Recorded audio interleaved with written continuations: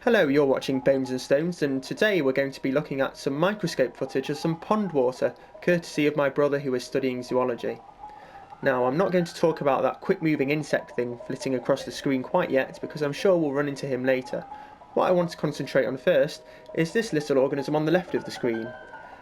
That's called a rotifer, and that's Latin for a wheel-bearing organism on account of the wheel of rotating cilia on its head that it uses to sweep food into its stomach. It's called a corona, which means crown. Rotifers are animals so unlike any other that they get a phylum all to themselves, and it's divided into three main classes. This one would fall under the monogononta class because it's got one gonad. I also think this one is a female because I can see a nidomentarium in the middle of its abdomen. That's a gland for secreting yolk around the egg. Although I should say that rotifers can reproduce by parthenogenesis as well as sexually. I think this one might be of the Lepidella genus. Oh, seems to have got itself stuck on some algae there, and it's heading off screen. Rotifers are a food source for a great many microorganisms. Now let's sit tight and wait for something else to show its face. And here we are. This is an oligochaete. It's in the phylum Annelida, so it's a close relative of your common and garden earthworms. And I'm not going to speak too much about it because I have some magnified footage of this one, so I'll do a whole new video on it. So let's cut to sifting through some algae, and let's see if my brother managed to find anything interesting. So going upwards, can't really see anything here. There's a little shell or molt thing there, maybe we'll see more of them later. Nothing here, it's just some more algae, and oh, what's that? That is our insect thing from before. In fact, this is actually a crustacean. It's a male copepod, and you can tell it's a male because it's not got the brood sacs that hang off the sides of the females, and it's probably of the Cyclops genus because, to be frank, most copepods are. It's called Cyclops because of its one eye spots, similar to the Cyclops of Greek mythology, which forged thunderbolts for Zeus. The problem with being a copepod is that you get stuck on things because you've got a spiky tail, and this one's really struggling to get itself free. In fact, it's dragged itself off screen. Well, it's a bit selfish of it. Maybe we'll run into him later again. I don't know. I'm going to cut now to sifting through more.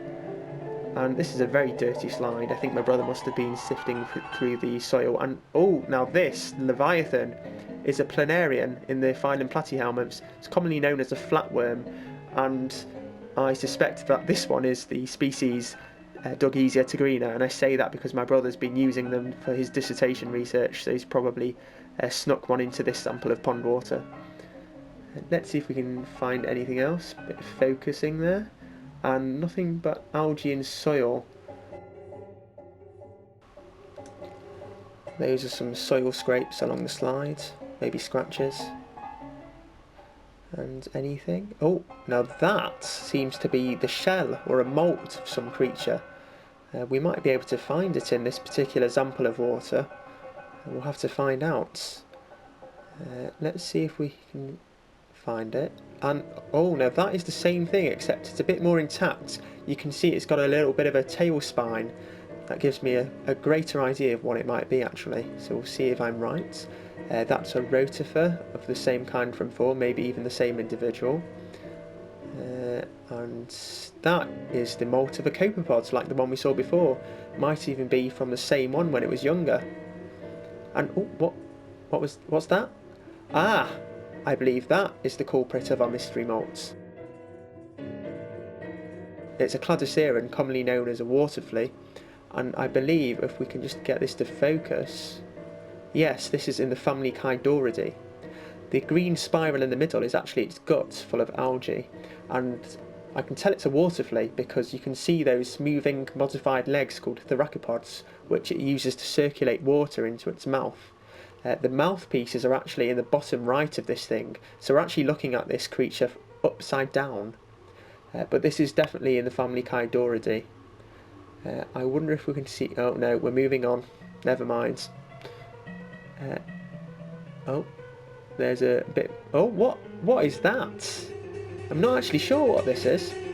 It's not a water mite, although it looks similar, but it's definitely some kind of arthropod because it's got jointed legs, and it looks, in fact, like another crustacean. As to what it is, I'm not sure, but it does look like a nauplius, or nauplius if you want to pronounce it a different way, which is a kind of larval stage of a crustacean. I don't know what the adult form might be.